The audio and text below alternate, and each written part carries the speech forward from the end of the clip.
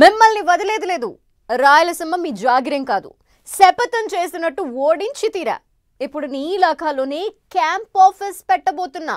దాదాగిరి చేస్తానంటే ఊరుకోనంటూ వైసీపీ అధినేత జగన్ ని టార్గెట్ చేస్తున్నారు డిప్యూటీ సీఎం పవన్. ఏకంగా తన సహనాన్ని పరీక్షించొద్దంటూ హెచ్చరిస్తున్నారు. సేనాని జగన్ నే ఎందుకు టార్గెట్ చేస్తున్నట్టు? రాయలసీమలోనే క్యాంప్ ఆఫీస్ పెడతానంటూ వార్నింగ్ ఇవ్వటంలో ఆంతర్యం ఏంటి? అపోజిషన్లోనైనా అధికారంలో ఉన్న జగన్నే లక్ష్యంగా చేసుకోవటంలో వ్యూహం ఉందా?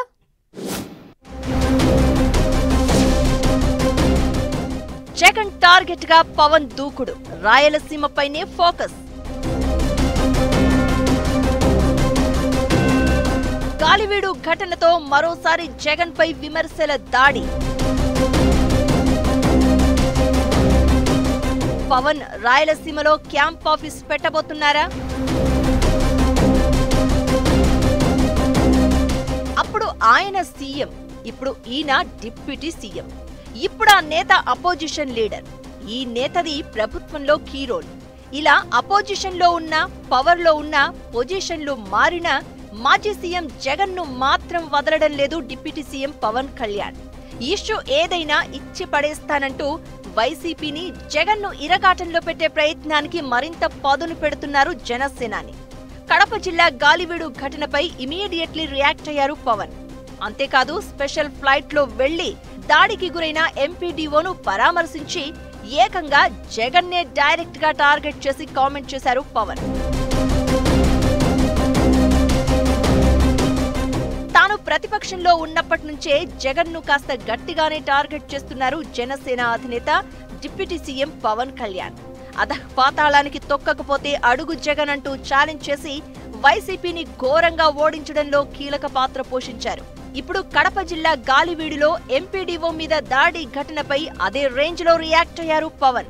మీ వారిని కంట్రోల్లో పెట్టుకో జగన్ అంటూ సూటిగానే చెప్పేశారు.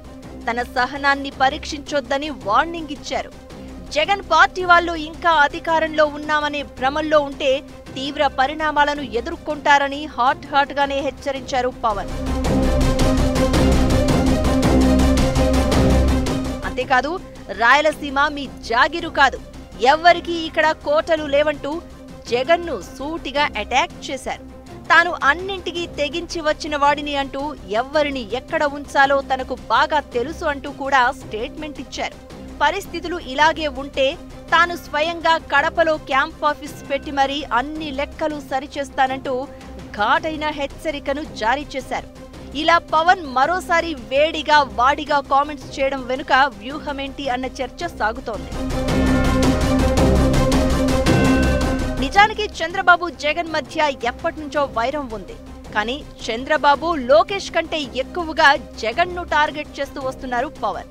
ఆ మధ్య సోషల్ మీడియా కార్యకర్తల అరెస్ట్ సమయంలో జగన్ మాట్లాడిన తీరుపై కూడా స్ట్రాంగ్ వార్నింగ్ ఇచ్చారు పవన్. ఐఏఎస్ అధికారులను బెదిరించే వారిపై సుమోటో కేసులు పెడతామంటూ జగన్ ను హెచ్చరించారు. అధికారులపై చిన్న గీటు పడినా చూస్తూ ఊరుకోమంటూ ఐఏఎస్ అధికారులకు వార్నింగ్ ఇస్తే సుమోటో కేసులు పెడతామని 2 నెలల క్రితమే చెప్పారు. అన్నట్లుగానే గాలివీడు ఎంపీడీఓ ఘటనపై త్వరగా రియాక్ట్ అయ్యారు. మొన్న మధ్య జగన్ సరస్వతి కంపెనీకి చెందిన భూముల విషయంలోనూ సర్వే చేయించారు పవన్. సోషల్ మీడియా పోస్టులపై కూడా పవనే ముందుగా స్పందించారు. అయితే సేనాని మాటిమాటికి జగన్ ను టార్గెట్ చేయడం వెనుక పెద్ద వ్యూహమే ఉందన్న టాక్ వినిపిస్తోంది. వైసీపీ ఓట్ బ్యాంకును ఎంత తగ్గిస్తే అంతలా అది జనసేనకు కలిసి వస్తుందనే స్కెచ్ తో ఉన్నారట. వైసీపీ నేతలు టీడీపీకి యాంటీగా ఉంటారు కాబట్టి వాళ్ళు పార్టీ మారాలి అనుకుంటే జనసేన వైపు అయితే వెళ్లేందుకు మొగ్గు చూపొచ్చన్న అంచనా ఉంది. అందుకే జగన్ ను టార్గెట్ చేయడం ద్వారా వైసీపీని వీక్ చేసి తన పార్టీ బలం పెంచుకునే ప్లాన్ లో పవన్ ఉన్నారట. అప్పుడు తానే వైసీపీకి జగన్ కు అసలైన ప్రత్యర్థిగా ఉండాలనేది పవన్ ఆలోచనగా చెప్తున్నారు పొలిటికల్ అనలిస్టులు. మరోవైపు రాయలసీమలోనే వైసీపీని దెబ్బ కొట్టాలనేది పవన్ వ్యూహమట. ముఖ్యంగా కడప జిల్లాలో జగన్ రాజకీయ ప్రాబల్యాన్ని తగ్గించాలని కసిగా ఉన్నారట. వైసీపీని మళ్లీ బలపడకుండా చేయాలంటే రాయలసీమలోనే బ్రేకులు వెయ్యాలని చూస్తున్నారట. సిచ్యువేషన్ చూస్తుంటే పవన్ కడపలో క్యాంప్ ఆఫీస్ ఏర్పాటు చేసినా ఆశ్చర్యపోవాల్సిన అవసరం లేదంటున్నారు పొలిటికల్ ఎక్స్పర్ట్స్. అదే జరిగితే అప్పుడు డైరెక్ట్ గానే పవన్ వర్సెస్ జగన్ అన్నట్లుగా పొలిటికల్ వార్ కొనసాగడం ఖాయమంటున్నారు. చూడాలి మరి ఏం జరుగుతుందో.